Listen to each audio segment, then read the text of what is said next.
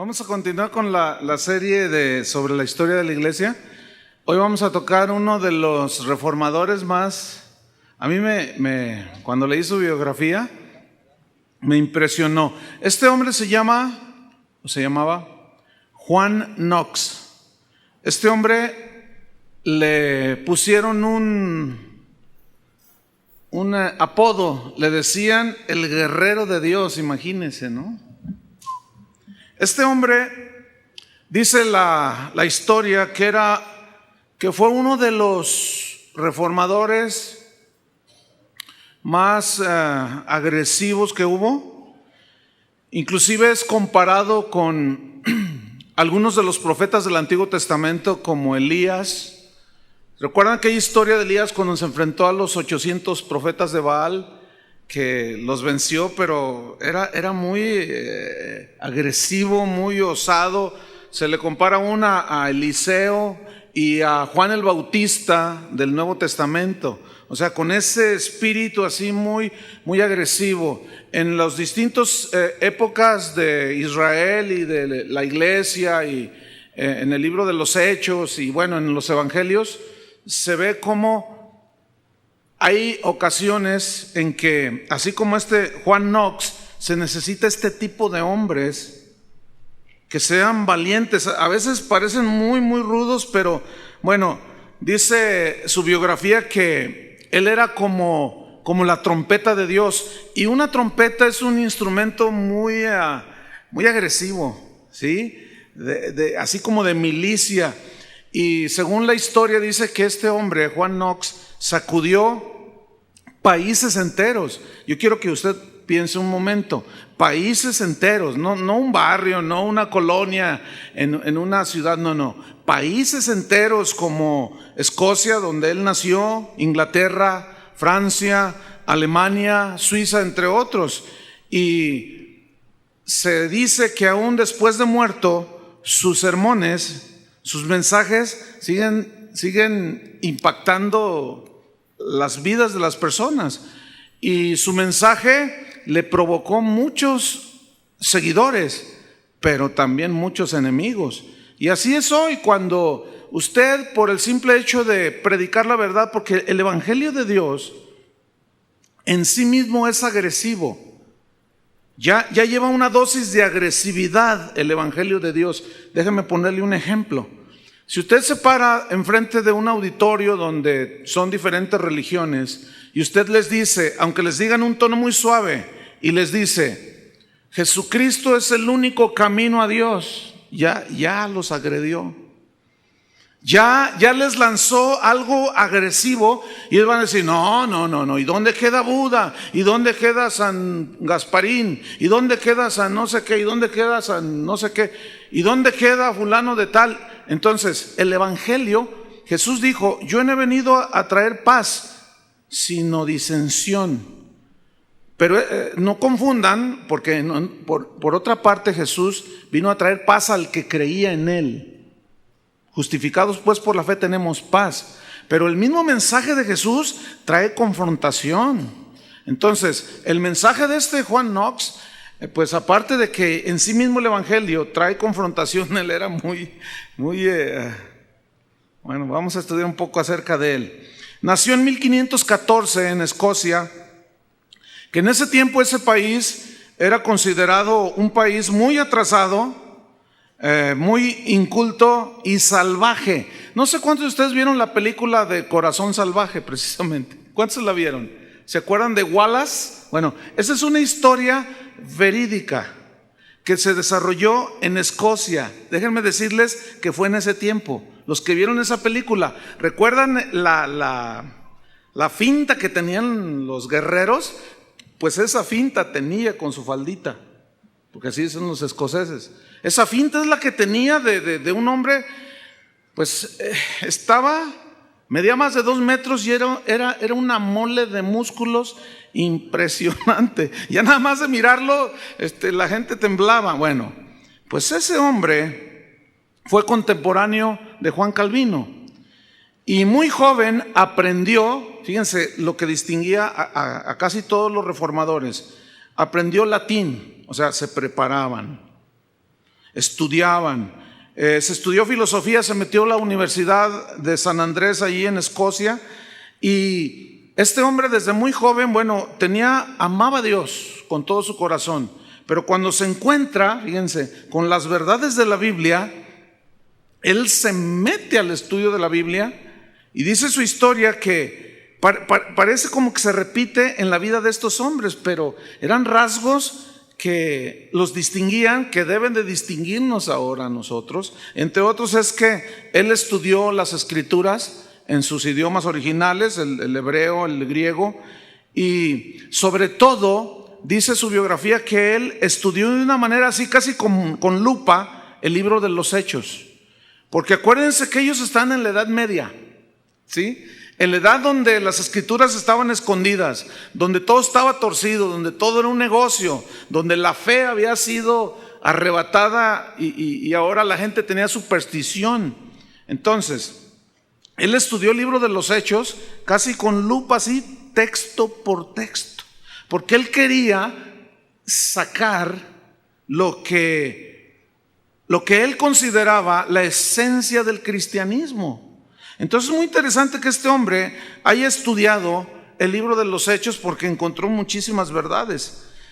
También dice su biografía que como un hombre estudioso se puso a estudiar la vida de algunos de los cristianos que fueron llamados los padres de la iglesia, como Jerónimo, como Agustín posteriormente, y dice su biografía que de Jerónimo aprendió que solo la Biblia es la palabra de Dios, que ningún otro libro tiene la autoridad, ni la unción, ni la revelación que las escrituras. Y él decía, igual que otros, si está en la Biblia, lo creo.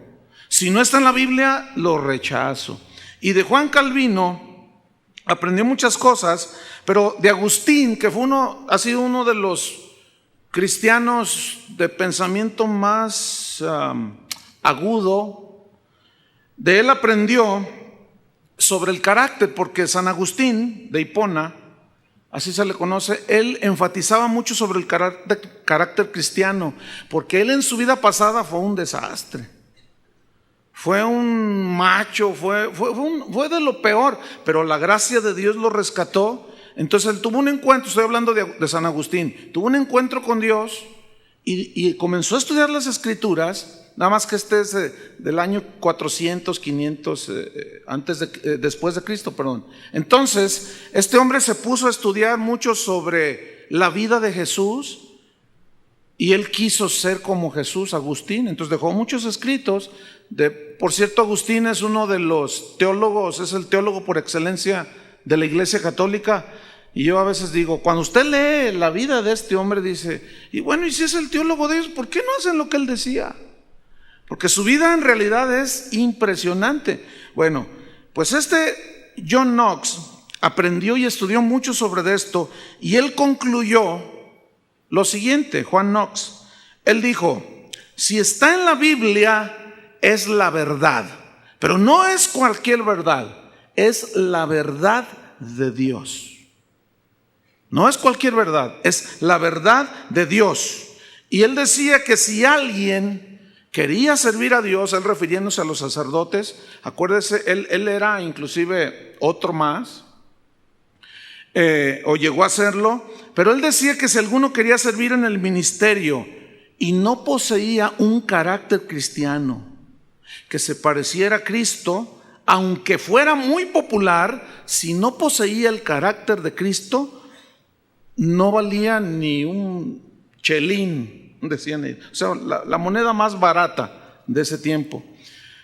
Y yo reflexiono en esto y pienso lo siguiente: si hoy aplicáramos estas verdades en la iglesia de hoy, en las iglesias de hoy, junto con todos los ministros, incluyéndome su servidor, en realidad muchos apareceríamos ahí como caricaturas de Mickey Mouse. Iglesias que lights quedan cortas por la falta de conocimiento de la Biblia, por la falta de estudiar las escrituras. Y hoy cualquier mensaje es aplaudido, tenga o no apoyo en la Biblia. el carácter de muchos hombres que sirven a Dios no es lo que debería de ser. Hoy, desgraciadamente, se valora más el don que es el regalo de Dios, las habilidades que Dios da a los hombres. Se valora más el don que el carácter. Hoy, los cristianos, en un gran número, y eso es penoso decirlo, pero es la verdad, son como los fans de Michael Jackson. Pues no importa, a mí qué me importa que él haya violado a unos muchachos. A mí me gusta su música. Y esa es su vida. Si es homosexual, pues esa es su vida. Si él se ha casado 9 veces y con la que tiene no es su mujer, tal artista, tal cantante, pues a mí qué, esa es su vida. A mí su arte me llena.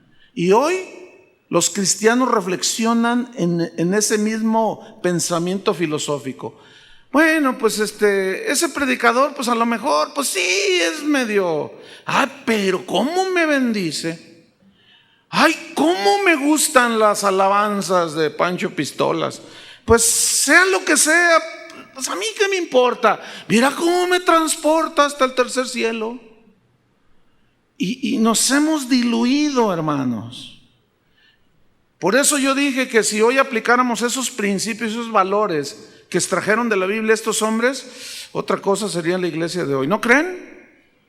Juan Knox, en ese tiempo,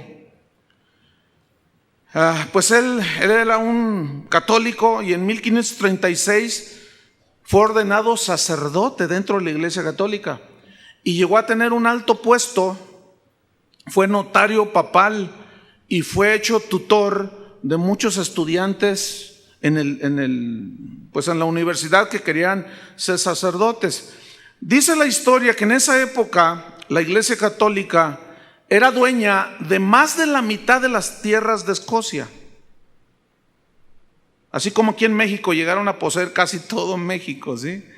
Y las rentas que producían hacían que los clérigos católicos tuviesen un ingreso, según la historia, 18 veces más que lo que recaudaban de impuestos los reyes de Escocia. O sea, estaban hundidos en el dinero.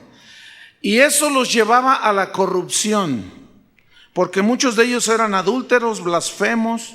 Algunos que eran cuestionados, ellos no se tentaban el corazón. Les estoy hablando de clérigos, de supuestos ministros de Dios.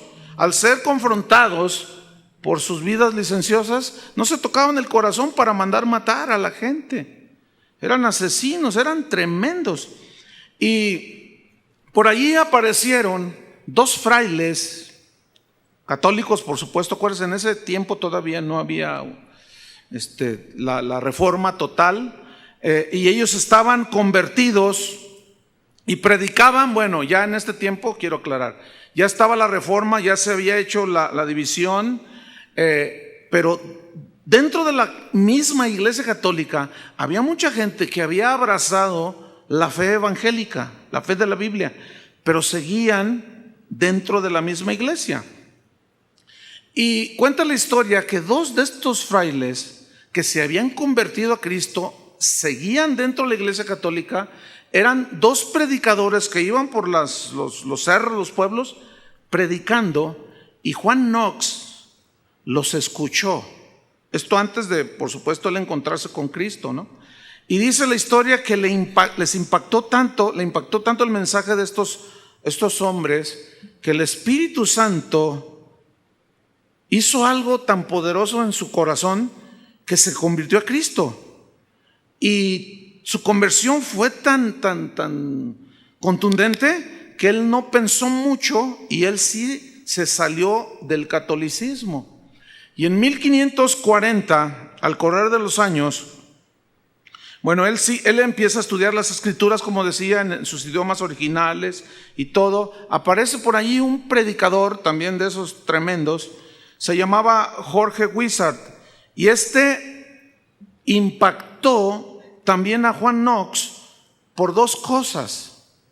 Una era el mensaje de la palabra de Dios lo turbaba tanto, lo impactaba tanto, que él se quedaba así como electrizado, así como en garrote se me ahí, ¿no?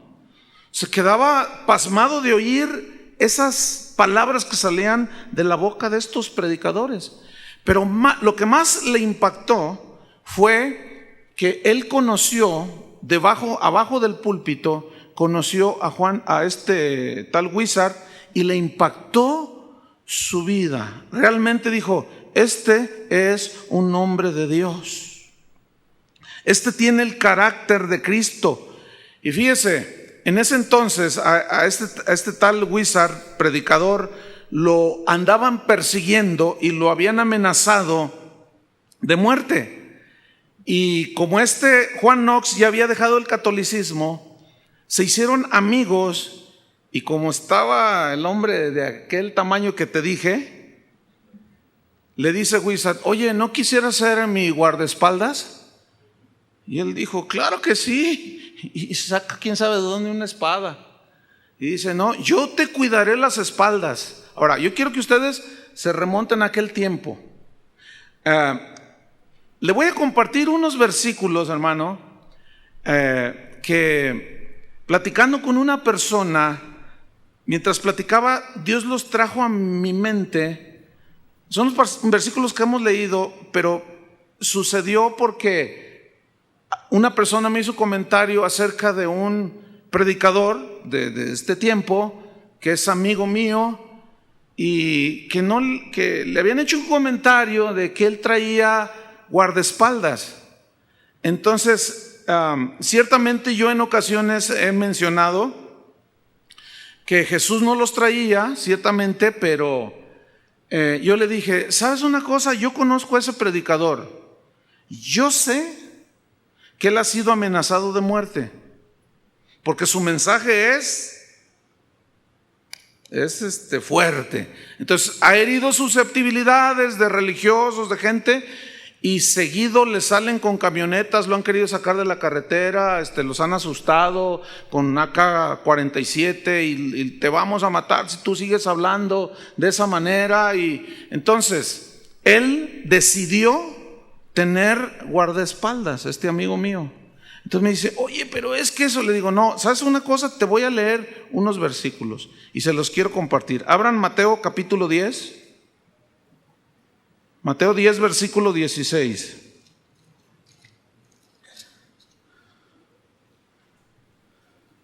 Aquí está hablando Jesús a sus discípulos. ¿A quién le está hablando Jesús?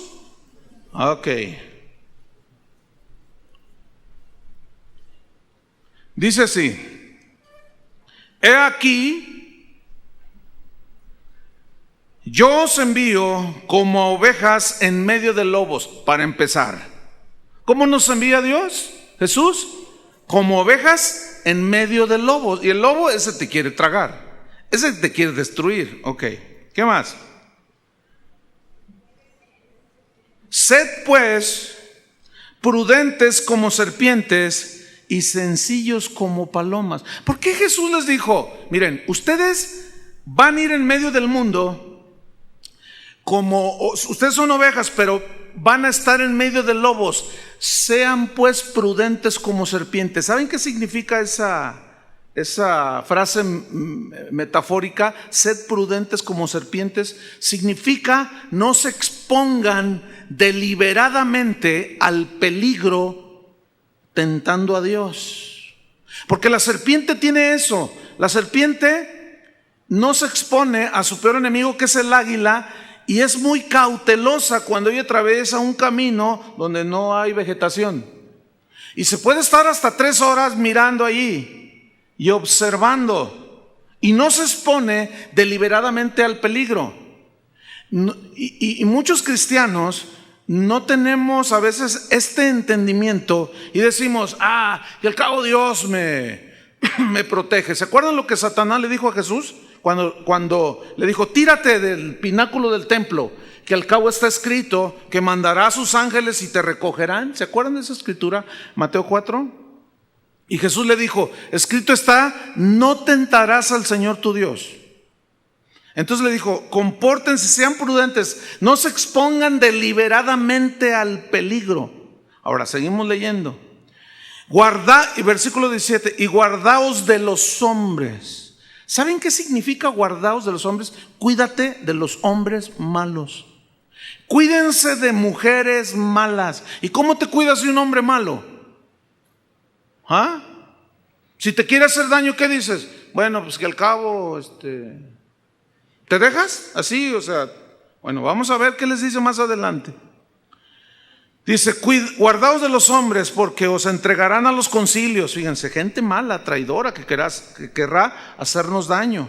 Y en sus sinagogas os azotarán. Y aún ante gobernantes y reyes seréis llevados por causa de mí, para testimonio a ellos y a los gentiles. Mas cuando os entreguen, no os preocupéis por cómo o qué hablaréis, porque en aquella hora os será dado lo que habéis de hablar. Porque no sois vosotros los que habláis, sino el Espíritu de vuestro Padre que habla en vosotros. El hermano entregará muerte al hermano. Fíjense eso, y el padre al hijo, y los hijos se levantarán contra los padres y los harán morir. Y seréis aborrecidos de todos por causa de mi nombre, mas el que persevere hasta el fin, este será salvo. Cuando os persigan en esta ciudad, ¿qué dijo?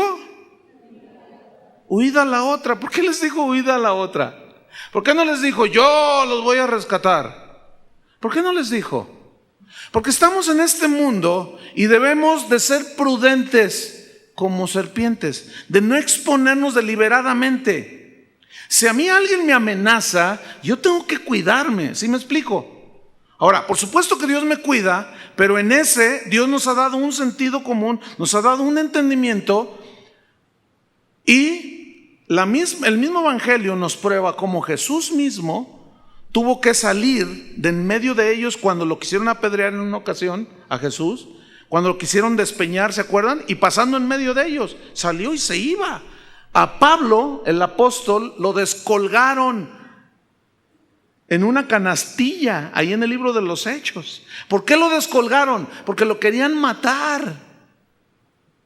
Entonces yo le decía a esta persona, mira, hay casos en los que se justifica. Una vez un maestro en la escuela biblia, me recuerdo, no sé si mi esposa y Carlos y Berta éramos contemporáneos en el seminario bíblico, un maestro dijo, a ver, ¿qué harían ustedes si tú entras a tu casa, abres la puerta, prendes la luz y te encuentras con un ladrón ahí enfrente y lo encuentras con todas las cosas aquí en su mano? ¿Qué harías? Y nos preguntó, fíjense.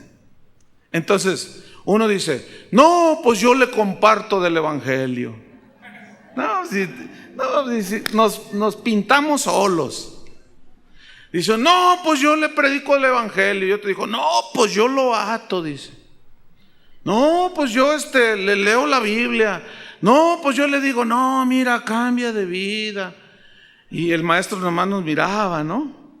Y dicen, pregúntenme qué haría yo. Y yo, pues, ¿qué haría usted, maestro? Dice, yo lo agarro y lo meto a la cárcel. ¿Por qué se mete a mi casa? Además, si amenaza a mis hijos y se abalanza sobre mi esposa, yo no le voy a estar... A ver, abre tu Biblia en el Salmo 9. Dice, yo me voy sobre de él, dice, y lo someto. Yo sé que esto puede ser controversial porque Jesús dijo también, al que te hiera en una mejilla, ponle también la otra. Pero si analizamos, no tenemos tiempo para analizarlo, son dos casos totalmente distintos.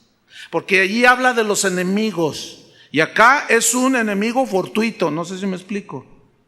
No es del mismo episodio. Entonces, pues encontró trabajo de guardaespaldas y traía una espada. Si hubiera habido cuernos de chivo, traía uno. Miren, una vez, hermano, llego a Guatemala a predicar una iglesia, era la primera vez que yo iba, y cuando llegamos a una iglesia muy grande, cuando entramos, están unos policías con AK-47 y con R-15. Entonces yo entro pastor, pásale pastor. Y yo volteo con el pastor, amigo, le digo, oye, ¿y esos tipos qué? Bueno, Chuy, es que mira, no sé cómo es en México, pero aquí es muy distinto. Aquí en Guatemala es muy distinto, dice. Entonces, a medida que íbamos avanzando en el estacionamiento, en las bardas, había, porque eran hermanos, otros eran contratados, con AK-47. Esas armas son de uso exclusivo del ejército, son de las más sofisticadas. Yo le digo, oye, ¿pero los dejan traer esas armas? Dice, es que, Chuy, aquí es diferente. A mí me han querido secuestrar varias veces. Es más, casi me exigen que tenga yo vigilancia aquí. Yo dije, no, pues en México ojalá y nunca sea así. Posteriormente voy a la República del Salvador y es igual. A la entrada de las iglesias hay gente con... Tú dices, bueno, ¿qué no nos cuida el Señor? Bueno, sí nos cuida. Ni nos imaginamos de cuánto nos ha librado. Pero también debemos ser prudentes como serpientes. No serpientes, prudentes como serpientes. No sé si me estoy explicando. Pero luego a veces llegan gente y me dice, ay pastor, me robaron mi carro. ¿Te robaron tu carro? Ay hermano, ¿tenía seguro? No. ¿Y por qué? Pues no, que Dios te lo cuidaba. Yo les digo, pues no, que Dios te lo cuidaba. Porque yo sé que ciertamente Dios nos cuida. Pero como allí que se lo robaron, ¿qué? Cómprenle su seguro, hermanos. Estamos aquí en la tierra y hay ladrones allá afuera. A ver si cuando salgas todavía está tu carro.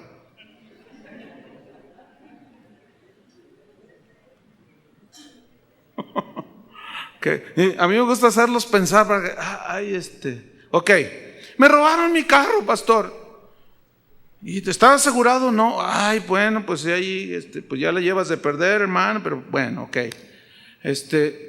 Oremos. Sí, vamos a orar, pero vas a ir a poner la denuncia a la PGR que te robaron tu carro. Pero no estoy violando el evangelio. ¿Para qué están las leyes? Para proteger al que no las viola y castigar al que viola las leyes. Bueno, ya les enseñaré mucho más de esto.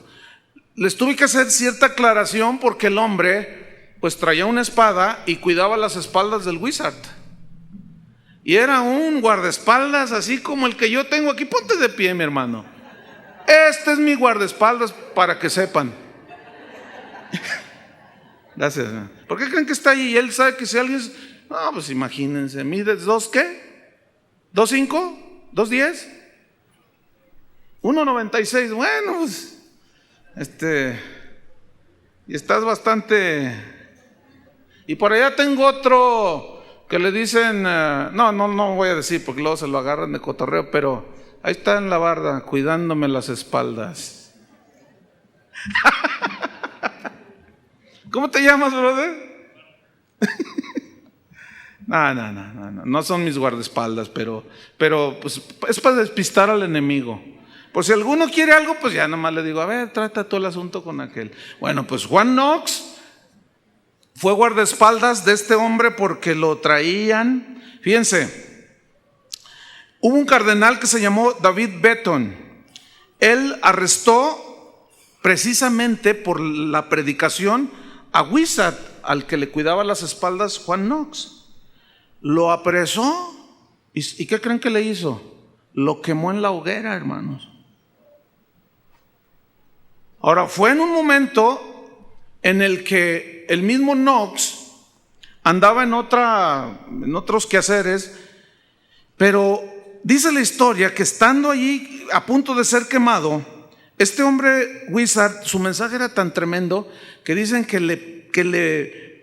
ahora sí allí en ese caso, y él está amarrado ahí en la hoguera y le predica al verdugo. Y le habla lo que fue su último mensaje, pero fue el mensaje tan poderoso que dice la historia que el verdugo se convirtió. Le dijo, yo quiero a Cristo, yo quisiera ser como tú puedes ser como yo. Allí lo llevó a los pies de Cristo, imagínense. Pero ya cuando había que hacer lo que tenía que hacer el verdugo, le dice, haz lo que tienes que hacer. Y el hombre le dice, pero es que no puedo. Dice, tienes que hacerlo. ¿Y saben qué hizo el verdugo? Le tuvo que prender fuego. Esas historias son así como para pensar, ¿no? Le dijo Wizard, haz tu trabajo, enciende la hoguera, no tengas cuidado conmigo, ese es tu trabajo, cúmplelo, le dijo. Cuando las llamas abrazaron el cuerpo de Wizard, dice la historia que clamó a Dios pidiendo perdón por sus verdugos, pidiendo perdón por los que lo asesinaban. Pero la verdad es que Juan Knox no se quedó quieto. Se armó la revuelta y el pueblo comenzó a exigir justicia porque consideraban que había sido totalmente una injusticia y un atropello en contra de este predicador. Que nada más por predicar lo hayan sacrificado de esa manera. Y el cardenal inició una persecución y mató a muchos cristianos en ese entonces y se burlaba de los dolidos creyentes. Entonces, dice la historia que un grupo de escoceses penetró en el castillo donde estaba el cardenal, que curiosamente estaba durmiendo con una de sus amantes.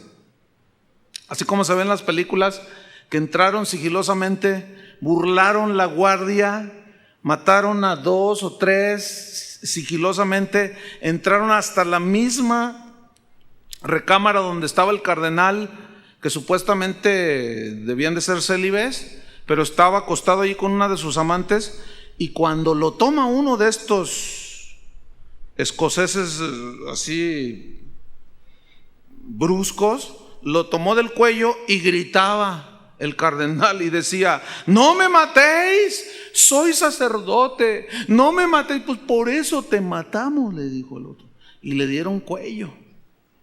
O sea, se armó el pleito feo. Pero ¿saben cuál fue el puntito negro en la vida de Knox? Que él consintió con la muerte del cardenal.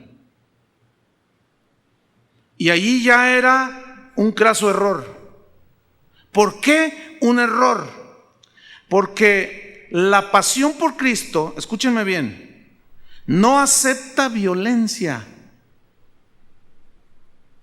Eso sí está en la Escritura. O sea, el hecho de ser guardaespaldas era para cuidar. Pero una vez de que ya se armó por venganza y por lo que tú quieras, por injusticia, allí ya los historiadores le ponen un tache a Juan Knox. Porque la pasión por Cristo, el amor por Cristo no acepta violencia. Jesús mismo, cuando fue apresado, ¿recuerdan? Que Pedro sacó la espada y quiso matar a uno por ahí. Jesús le dijo, no, guarda tu espada.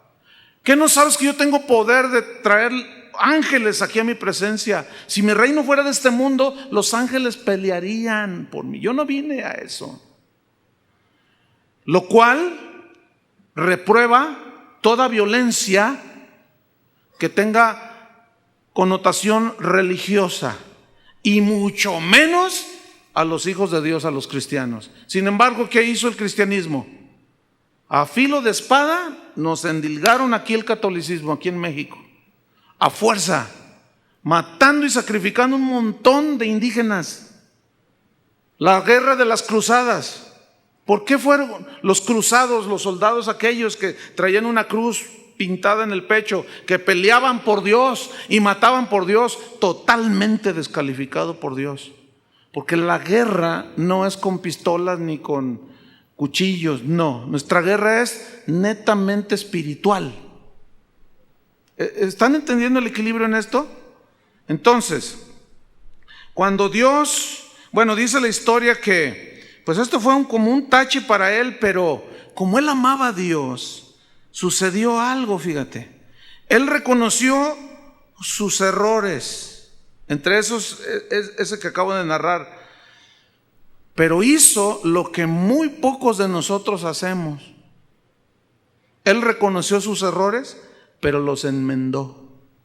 O sea, es decir, que era un tipo realmente notable, que no era alguien que no fallaba, sino que el problema no está en equivocarnos, el problema no está en fallar, el problema está en que cuando fallamos no reconocemos.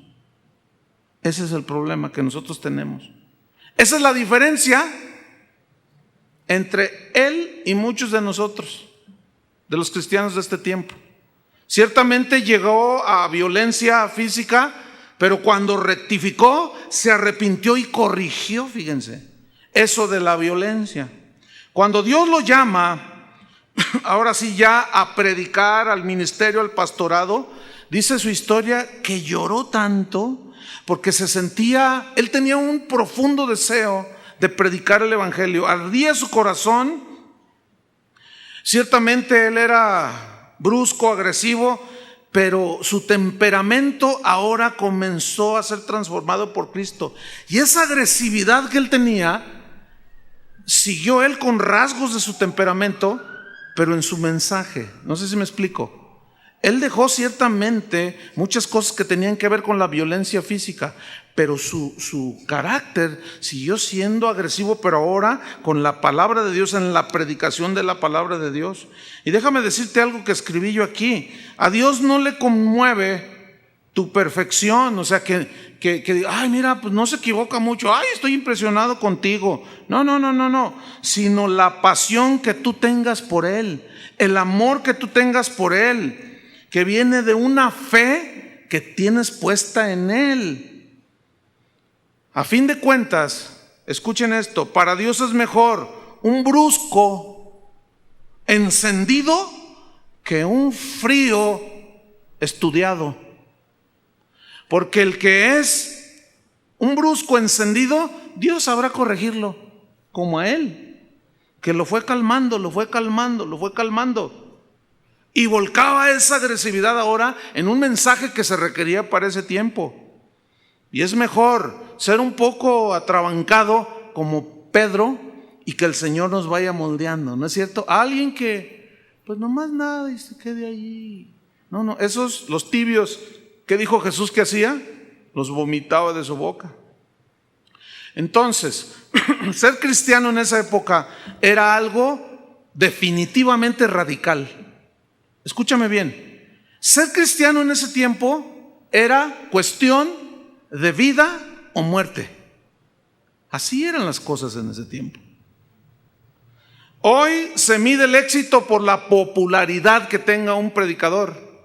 Hoy se mide el éxito por la aceptación que tenga, por su bonito mensaje, por los dones que tenga, por la simpatía. Hoy el anhelo de muchos predicadores es salir en la televisión. Cuando ya salen en la televisión predicando, ya se sienten realizados. Y lo presumen por todos lados. Yo predico en la televisión. Entonces, como la televisión te da un escenario, pues la gente te puede conocer.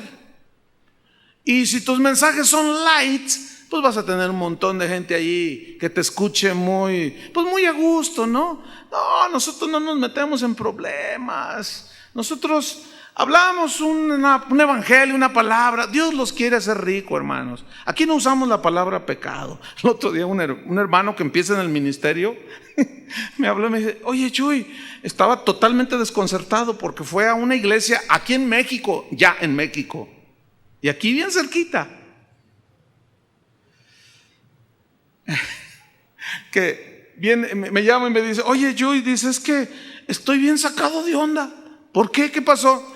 Es que me invitó fulano de tal. En este caso me reservo el nombre, no es para tener que decirlo, pero dice: es que me dijo, mira, no digas Jehová, no digas hermano, no digas iglesia, no digas pecado, no digas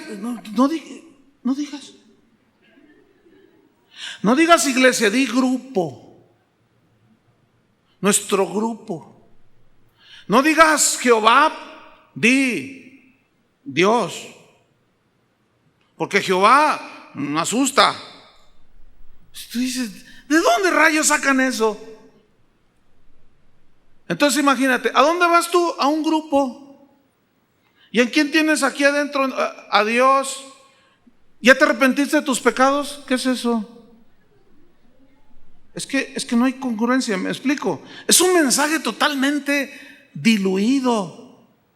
Y eso, hermanos, desgraciadamente en este tiempo, eso es el éxito. Pero Dios mide el éxito por nuestra pasión por Él y por el amor que tengamos a su palabra. ¿Cuántos aman a Él? ¿Cuántos aman su palabra? Eso es lo que Dios ve, fíjate. Y por el fruto que demos en su reino. Bueno, volviendo a Juan Knox, este hombre combatió, rechazó, habló en contra del error en ese tiempo, obviamente de la Iglesia Católica de ese entonces, con sermones que estremecían, que convencían cuando eran escuchados y predicados. Sus sermones siempre los basaba en las Escrituras. Fíjense, ¿lo van a creer que el domingo ¿cuántos vinieron el domingo? Bueno, ¿se acuerdan del mensaje? Miren, pocas veces yo he tenido que dar toda una explicación nada más por una sola palabra en la Biblia, para que la gente lo entienda. Bueno, pues hubo una persona que dijo, ay no, qué aburrido. No, yo me voy donde me emocione. Dije, no, pues váyase donde la emocionen. Imagínense, yo la puedo emocionar y mandarla al infierno. Eso es lo que quiere. Qué increíble, ¿no? Y yo le digo a mi esposa, tanto bueno que hay que decir y enseñar. Nunca, miren, no terminamos esta vida de vivirla y nunca vamos a poder estudiar el 100% de lo que está en este libro maravilloso. Como para andar con esas cosas. Bueno, yo dije, no, pues qué bueno que se defina de una vez, ¿no? Si quiere entretenimiento, pues váyase a ese club, váyase a ese grupo, váyase a esos lugares donde cualquier cosita allí se dice, pero en fin, esas son cosas que por un lado dan tristeza, pero por otras tú dices, bueno, al menos se definió, ¿no? Pues este Juan Knox basaba siempre sus mensajes en las Escrituras, y él en uno de esos mensajes dijo que la Iglesia Católica, va a sonar fuerte, pero pues esto lo dijo él, dijo, es la sinagoga de Satanás. Pero lo dijo, imagínense el monote aquel así, y hablar con esa vocerrona que me imagino que tenía, no había micrófono, tenían que gritar. Aquel hombre era impresionante, ¿no? Y decir, es la sinagoga de Satanás. El Papa dijo, es el anticristo. Este cuate estaba, dijo así, orar por los muertos es brujería, dijo. El purgatorio, dijo, es un invento recaudatorio. Así dijo. Y bueno, yo me aprovecho de esto que él dijo para decir que hoy, los eventos de hoy son eventos recaudatorios. Fíjense, entró un correo, que cuántos boletos me traían porque va a venir un artista cristiano, porque vamos a traer el espectáculo, así dice, hermanos, de fulano de tal. ¿Y cuántos boletos quiere que le llevemos? Porque traemos a Guadalajara el espectáculo de Pancho Pistolas. Imagínense, hermano. Pues no, mira, nosotros no. ¿Ustedes quieren espectáculo? Lo traigo a Lagrimita. Pues les hago, si quieren un buen espectáculo, pues les traigo a Luis Miguel. Ese sí canta. Nomás que les va a costar una lana. Ya se convirtió. Puros inventos recaudatorios. Y la gente se la cree. Bueno, eso provocó, lo metieron a la cárcel. Híjole, gracias a Dios por la libertad que tenemos. Yo puedo decir cosas y hablar pero esos hombres de los que hemos estado hablando dieron su vida, hermanos. Wow, eso yo, bueno, lo valoro. Entonces provoca ser apresado, lo llevan prisionero, pero lo llevaron prisionero durante casi 2 años, hermano, a los barcos en alta mar. ¿Se acuerdan que eran de remos? Y eran impulsados por la fuerza que imprimían a los remos los esclavos. Pues de eso lo agarraron y lo trajeron durante casi 2 años remando junto con otros 200 esclavos. Y como él era bastante fuerte, dicen los que estaban junto a él que cuando él remaba siempre estaba orando y cantaba. Dice la historia que en una ocasión en pleno alta mar descansaron a los esclavos que dejaron de remar y los subieron a todos a la cubierta. Entonces los marinos escoceses que iban al mando de ese barco sacaron una imagen de una virgen. Entonces dijeron: esclavos, todos venid, postraos y besad los pies de nuestra Santísima Virgen. Y los esclavos pasaban y se postraban y le besaban los pies. Y cuando llega el gigante Knox, ¿qué creen que hizo el tremendo? Llega y dice: yo no me le hinco, y la agarra y la tira al mar. Y lo dice: que nade, es bastante livianita, a ver si se puede salvar. O sea, para hacer eso se necesita algo más que valor, ¿no? Bueno, fíjate lo que dice la historia. Algo había en ese momento no tiene que haber sido otra cosa o alguien más que Dios mismo en ese momento en él. Así como Elías cuando derrotó a los 800 profetas falsos. No había otra manera de explicar que era Dios el que estaba allí con él, porque dice la historia, la biografía de este hombre, que los soldados les entró un miedo. Uno se brincó para salvar a la Virgen en lugar que la Virgen lo salvara. La llevaban para que lo salvara y resultó el soldado salvando a su Virgen, ¿no? Pero que dijeron que nadie lo toque, ni le dirijan la palabra, ni lo obliguen otra vez a que bese a nuestra Santísima. Dios, fíjense, de alguna manera también preservando. Es que son casos muy extremos, no sé cómo usted lo esté captando, pero así se daba en ese tiempo. Él, cuando ya finalmente no pudieron hacerle más, lo dejan libre, pero él siguió predicando. Y en una de sus predicaciones, él dijo algo muy, muy fuerte. Él hizo un análisis sobre lo que es la misa y dijo: es una diabólica profanación de la cena del Señor. No se me diga este hombre. Híjole, yo leo esto y muchas más cosas porque debo recordarles que yo tengo que sintetizar muchas cosas, porque si no es mucho y no, el tiempo es limitado, pero yo veo esto y digo: wow, la pasión que él tenía un amor, una pasión por 3 cosas que eran primordiales en su vida. La verdad de la palabra de Dios, ¿sí? Que la gente conociera la verdad, esa era la segunda.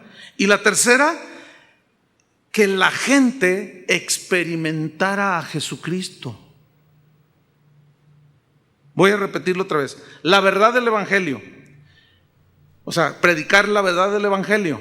Número 2, que la gente conociera la verdad. Era un desesperado porque la gente conociera la verdad del Evangelio.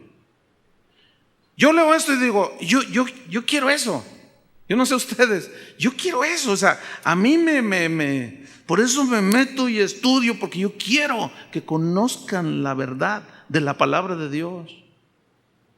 Y por eso, como les dije el domingo, ¿tienen tiempo para estudiar la palabra de Dios? Pues sí, porque yo soy de evangelio eterno, o sea que predico largo. Y digo, a ver, y doy una explicación y veo que algunos así como que, a ver, yo no tengo prisa. Ahí va otra vez, se lo voy a explicar otra vez y se lo explico otra vez porque a mí me interesa muchísimo que usted entienda las verdades del Evangelio. Entonces yo leo esto y aunque no estoy así como Knox, pero yo soy un apasionado de la verdad del Evangelio. De verdad. Yo tengo, viera cómo, le voy a decir algo, viera cómo sufro, entre comillas ese sufrir, viera cómo sufro, cómo me aflijo cuando voy a algún evento, también a escuchar o a predicar, y a veces me toca predicar, a veces me toca estar sentado para escuchar. Viera cómo me acongoja. ¿Usted no se imagina el oír predicadores diciendo cada barrabasada? Que yo estoy ahí con mi esposa y nomás le hago así. Eso no quiere decir. Está forzando, está torciéndole. Y yo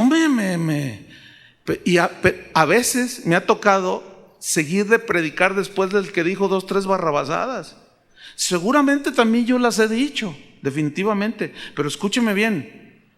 Yo tengo amigos, de esos amigos sí quiero, que me han corregido cuando yo bajo. Oye, tú dijiste esto, Chuy.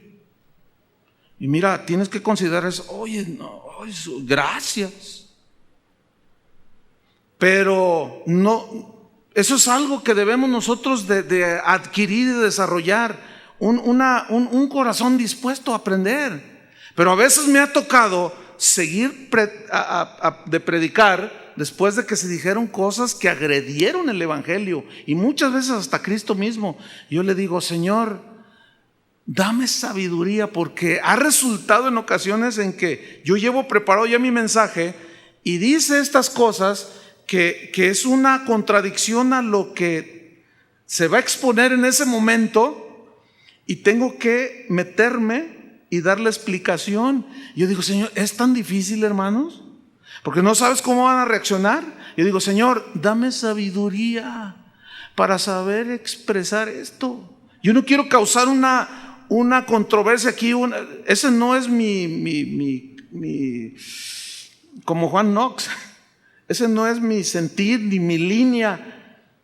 Y debo de reconocer y darle todos los créditos a Dios. Siempre Dios me ha dado la manera de decirlo, para que al bajo yo, subo el que está presidiendo y dice: hermano, mira, lo que predicó fulano de tal, lo complementó Chuy, lo corrigió. Nos da mucho gusto por eso, y todos aplauden, y el otro también. Yo digo: ay, Señor, pues yo no quiero que Dios deje de apoyarme en eso.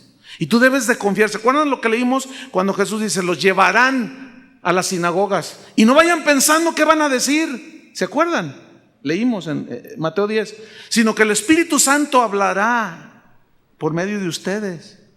Dejemos que el Espíritu Santo también hable por medio de nosotros. Vámonos sobre el final. Knox siguió atacando los errores de la iglesia. Llegaba al punto de nombrar públicamente a los que él consideraba como traidores a Dios. Cuando Knox avanzaba en su mensaje, pasaban los años, crecía su rechazo por las herejías de lo que él llamaba la sinagoga de Satanás. A los obispos los llamaba jardineros del diablo. Yo todavía no les he dicho así. A los sacerdotes les decía buitres ciegos. Dice la historia que en ese entonces vivía en Inglaterra una mujer, María Tudor. Esta se conoció como María la Sanguinaria. No sé cuántos habrán leído en la historia allí de Inglaterra en ese tiempo. Ella sube al trono y era sanguinaria, mataba a los cristianos. Era una mujer promiscua, era una mujer asesina. Era terrible la mujer. Pero Juan Knox le dijo una vez: Jezabel. ¿Se acuerdan de Jezabel? En que Jesús dice: tienes a esa mujer Jezabel. Pero le dijo algo bien tremendo. Le dijo: maldita idólatra, le dijo. Ahora, a lo mejor esto para nosotros como que no. ¿Cómo? ¿Pero por qué le dijo así? Yo quiero que ustedes traten de ubicarse en el contexto de aquel tiempo, ¿sí? A esta mujer la llamaron María la Sanguinaria por la persecución contra los cristianos. Y dice la historia que en una ocasión Juan Knox oró de esta manera, literal se los voy a leer. Dice: Señor, no demores tu venganza, permite que la muerte la devore. Eso es lo que se llama como una oración imprecatoria. O sea, una vez les hablaré de esto, para que tengan un equilibrio, pero bueno, ahí vamos a dejarlo ahora, que se queden con la duda. Dice: que la tierra se la trague, que se vaya al infierno. Señor, no tiene temor de ti, dijo. En 1554 se reúne con Juan Calvino, que eran contemporáneos. Eran tan diferentes, Calvino tan refinado, y el otro tan brusco, pero fíjense, ¿saben para qué se juntaron? Pasaban horas y horas juntos hablando de las escrituras, de la Biblia, buscando siempre el significado exacto de cada pasaje de la Biblia. No, miren, yo me quito el sombrero ante estos hombres. Claro, me postro ante Dios, pero mis respetos para estos hombres. Fíjense, hoy, en este tiempo, yo tengo 2 años, casi ya vamos para 3, donde cada viernes, salvo cuando no puedo asistir por compromisos, yo me reúno con pastores en esta ciudad. No son muchos porque no a todos les gusta desde las 9 de la mañana hasta las 2 de la tarde orar y estudiar las escrituras. No les gusta. Ay, aquí nomás pierden el tiempo, nos dicen que perdemos el tiempo, dice nomás. No, vamos a planear una campaña, dice. No, hombre, siéntate, abre la Biblia y estamos allí, miren, y estudiamos y oramos. Y el hermano Pablo Hunter es el que por el último año, cada viernes, hermano, nos agarra la Biblia y nos da unas ministradas, hermano, unas enseñanzas de la palabra de Dios. Wow, dice un pastor, dice: yo nunca había tenido un tiempo como este, yo anhelo los viernes, dice. Pues con esos me junto. ¿Con quiénes te juntas tú? Es una buena pregunta, ¿no? Vámonos sobre el fin. Llegamos al 1555 y bueno, se casó. Como que de pronto le brincó el corazoncito y tenía 38 años. Y bueno, se casó y pues hizo bien. ¿Verdad que hizo bien? Y bueno, en ese tiempo inició una guerra civil en Escocia. Pero a raíz de ¿qué creen? De los mensajes de Knox. O sea, dice la historia que en una ocasión él estaba predicando y un sacerdote lo interrumpió y dijo: eres un hereje, mentiroso y que no sé qué, y le empezó: y te reto a golpes. Y el sacerdote era bravo y Juan Knox ya estaba moldeadito, ya nomás lo miró y dijo: no. Pero un muchacho que lo estaba oyendo le dijo: cállese, porque Dios él sentía que le estaba hablando: usted, muchacho, y agarró una piedra el muchacho, dice la historia, y se la lanzó y le pegó, no, casi lo mata. Y como venía con otros, se armó. O sea, yo quiero que, otra vez les reitero, que todo esto lo ubiquen en el contexto de aquel tiempo. Eran tiempos bien tremendos. Pero bueno, debo terminar. Juan Knox sigue su predicación desde el púlpito hablando como trompeta de Dios. Dicen las crónicas, trompeta, como la voz de Dios, como trompeta de Dios. En 1572 tuvo un ataque en sus pulmones, se enfermó, le dio un ataque de tos, lo dejó tan mal que comenzó a sentir que su tiempo estaba próximo para partir con Dios. Y dice la historia que llamó a sus líderes, a la gente más cercana a él, y les dijo: siéntense. Y se sentaron alrededor de su mesa y les dijo: quiero predicarles el Salmo 9.